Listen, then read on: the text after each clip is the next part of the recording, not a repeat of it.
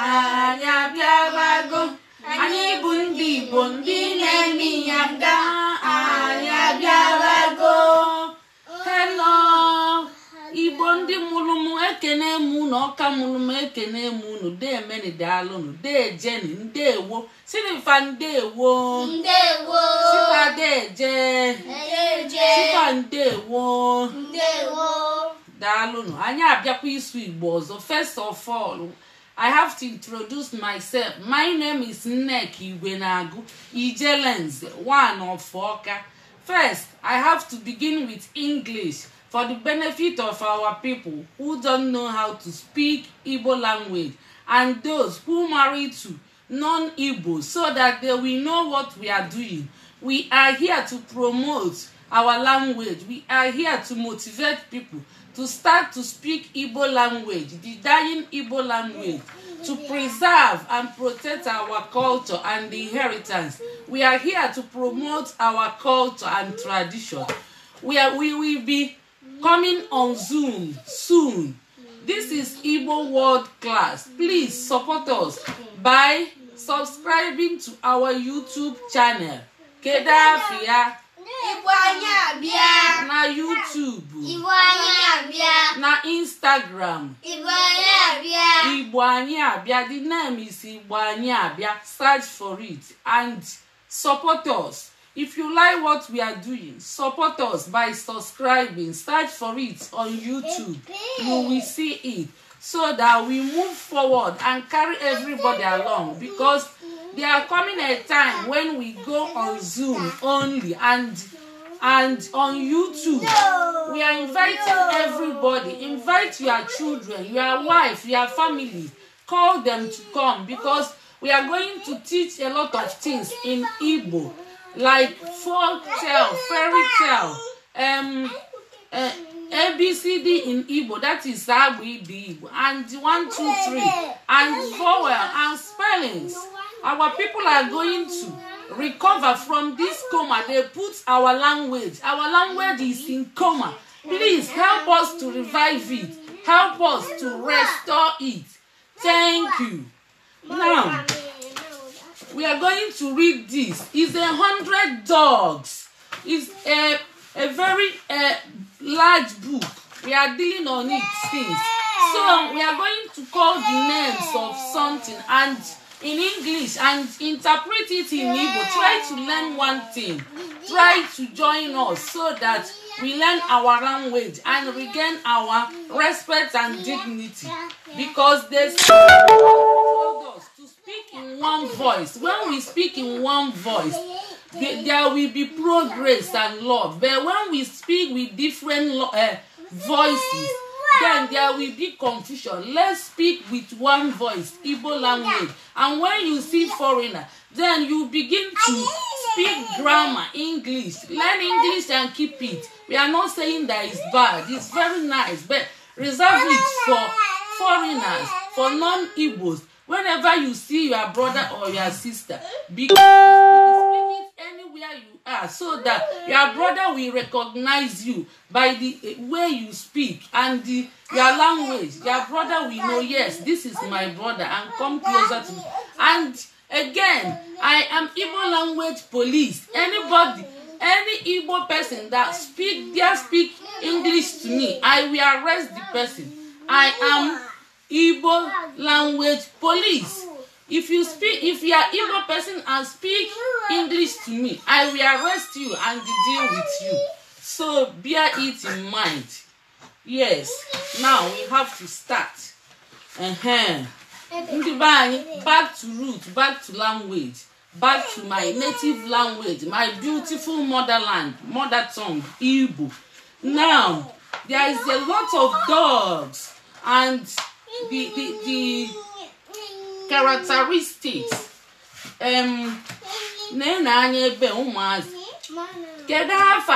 Dog n'Igbo. Nkita. Dog is called Nkita. They got it right. Kwonu n'aka. Kwonu Nkita.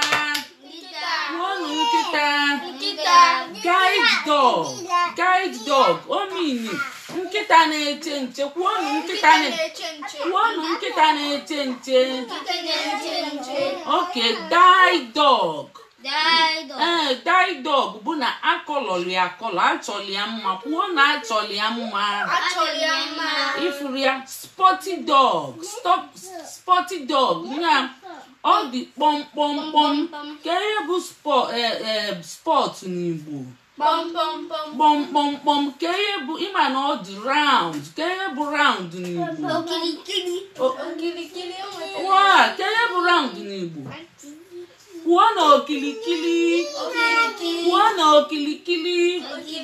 ma ọ bụ o nwekwa afọ ọzọ a na-akpọkwa round gburugburu kwuonu gburugburu gburugburu ma okilikili very very wide dog nya ihe bụ wide bụ na o bulu ibu basa kwuonu basala yes yellow dog ka ihe bụ yellow n'Igbo onye nwe ya kedu ihe bụ yellow n'Igbo onye nwe ya wenye aka elu cheli ka njọ mma ajụ ọzọ kedu ihe bụ yellow n'Igbo ọcha ọkwa ya nwetachara ụlọ obele cheli ngwa kwuo ihe bụ yellow n'Igbo edo oke nwa ka ihe bụ yellow n'Igbo papa nnekwu ka ihe bụ yellow n'Igbo kwuo edo agịdịgba nwa kwuo edo yes unu kwutere ya kwuo n'aka kụpụrụ n'onwe unu aka unu na-amụta ya daalụnụ yellow bụ edo yellow is called edo yes chew dog na ọ na-ata ihe kwuo na ọ na-ata ihe ọ na-ata bone ka ihe bụ bone n'Igbo oke nwa kwuo onye ka ihe bụ bone n'Igbo oke nwa kwuo onye ọ na-echezi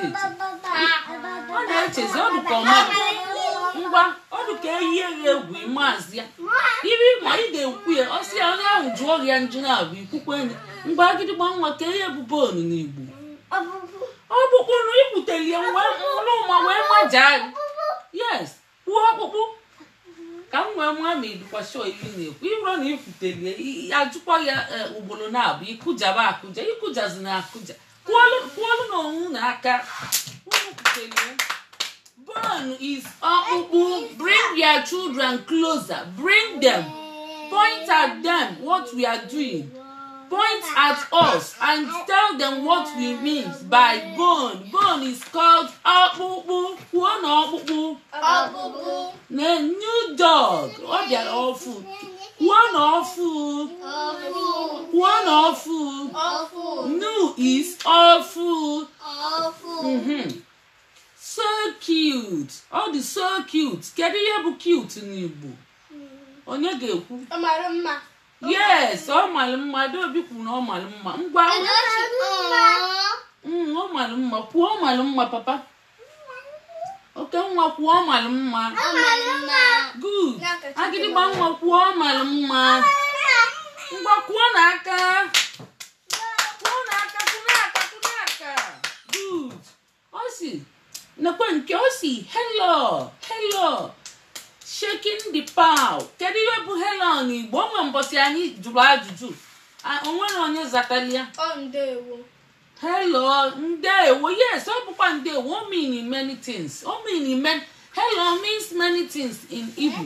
Kedu ihe ọzọ o mean? O mean kedu ka ime. O mean for a good morning or good afternoon. Imago something like that. Ngwa ka anyị kwụsị n'ebe mbọsị ọzọ anyị gụchakwa anyị gụli ya na-aga maka obuke. This is very big book, large, is many. So let's stop here for now. Adaobi kedu akwụkwọ Igbo ka anyị gụọ? Kedu akwụkwọ Igbo? Ijiri jee weta akwụkwọ Igbo.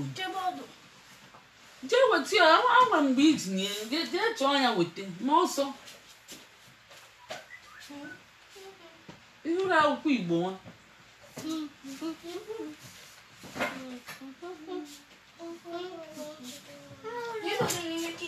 ibu gị ịbịa ka anyị kọọ akụkọ ifo ka anyị menyu kpumige dobegodi ihe nụwa tedibia nụ debi emete Adaobi kedu nke nwe na-agụ gụọla anyị wote ka nsalite Adaobi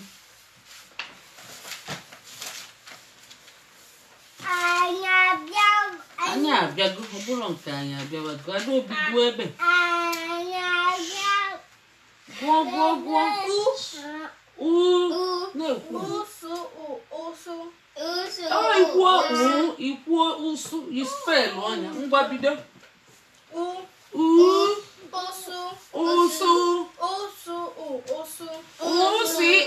ụsụ na-ekwu wefu aka n'ọnụ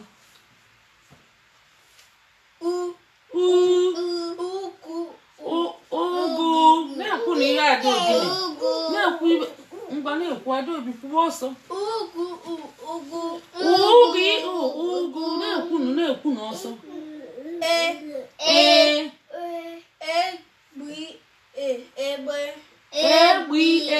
egbe ngwa inwekwu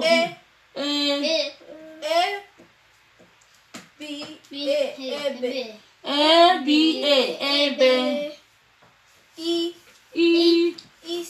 isi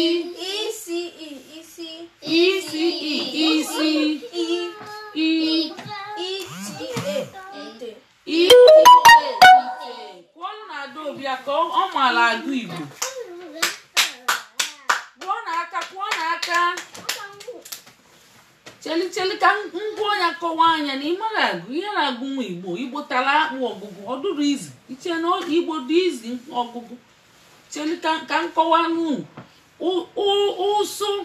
ụsụ na-enye ihe bụ mbido Igbo na-enye mbido Igbo nke mbụ na ihe Adaobi gụrụ ụsụ dị na ya na-enye ọ gụrụ ya mma agụzi ọfụma kọwa anya ụsụ means bat bat ụsụ bat ụgụ vegetable egbe ịma na egbe nụwa o nwere the same spelling with egbe o nwere the same spelling egbe so gun is called egbe egbe beetle is called ebe isi head is called ite that is pot is called ite kwọnụ m aka agụta m ya na-akụkwanụ n'aka amazi m unu nọzikwa kwụkwụ n'aka so anyị agụchaga akwụkwọ anyị agụ mma akọlụ n'ime na aga na-eme ihe niile n'oge ndị Igbo aga na-ero ma iru agụ egwu agba egwu ma egwu Igbo ma akụkọ ifo niile onye nke mmalị na ọgụọla anyị kọọlụ anyị taa mma akọlụ na akụkọ sini kọọlụ na anyị ka obi dị anyị mma o nwere ofu mbọsị buusu ya bụ nwamba na oke wee jee ọlụ alụchazie ọlụ ewee kwụọ ofu ụgwọ buusu wee nataweli nke ejego band si na ọ ga na-alụ musical band na-eji egwu a na-akwụ ya ụgwọ ọ na-enweta ego maka o nwekwara uche mara ihe oke mara n'ihe o jeweli nke egochiche azụ na anụ tachacha anya o gochezie azụ na anụ ọ tachite anya mbọsị ahụ wetegodi mgbanaka m biko papa nnekwu biko cheli ivugo ke nekwa anya o rafia ka m na-akọkwala unu imezine ka m kwụsị so ogochezie anụ na azụ ọ tachazie anụ na azụ wee gbazie nkịtị agụụ na-agụzi ya buusu na-ejezi egwu na-akụta egwu every time buusu duzie rich ọ bido tajirezie anya o wee si busu ozugbo ka nkwuchi okwu so ọtajiwezi anya o wee si gịnị o wee sizie ọ chọbazie ajụ ihe ọ ga-eme busu o wee si anya weta band ya ka ọ kụlia ofugodi aka o si anya weta band ya ka ọ kụlia o wee nye band busu na-eji egwu ọ na-akụ na-ekwu ntumba cheli na mma gwụ na iwu unu ga-ekwe na-ekwe ntumba busu na-ejezi egwu ọ na-akụ ligiligi tumba ligiligi tumba ligiligi tuba mba ala tumba aga m agụrụ egwu aga m enweta ego ligiligi tumba aga m agụ n'egwu aga m enweta ego so busu na-emezi na-eje band ya ndị mmadụ amagoli ọ na-enwetazi ego oke wee si ya biko weta band ka nkuli ya ọkwa aja avonya out of jealousy and envy ka o wee kụwa band oke o wee band oke wee na-akụ legilegi weli band busu na-akụ legilegi ligiligi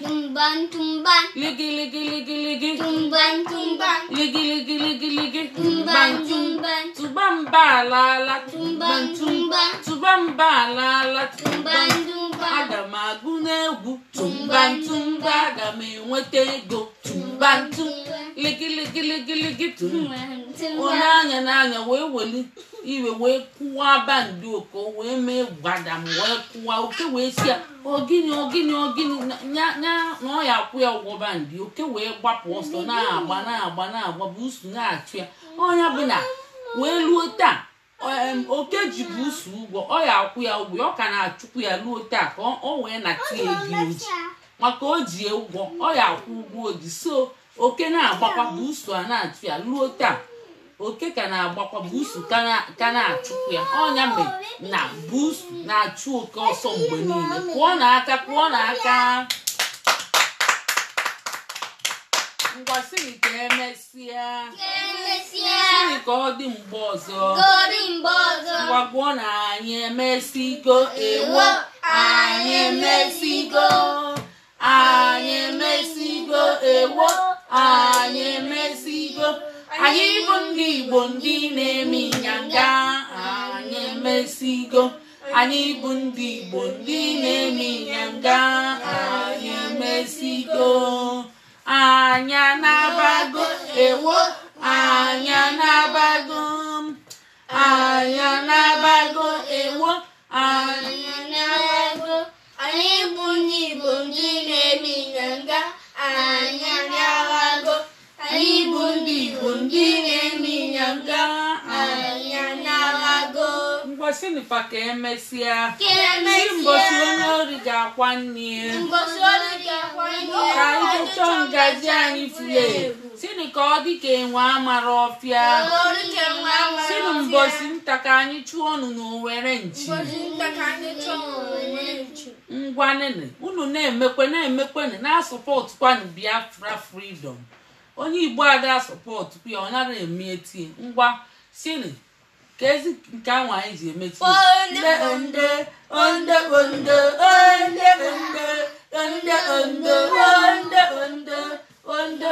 ngwa jenu gbanyụọ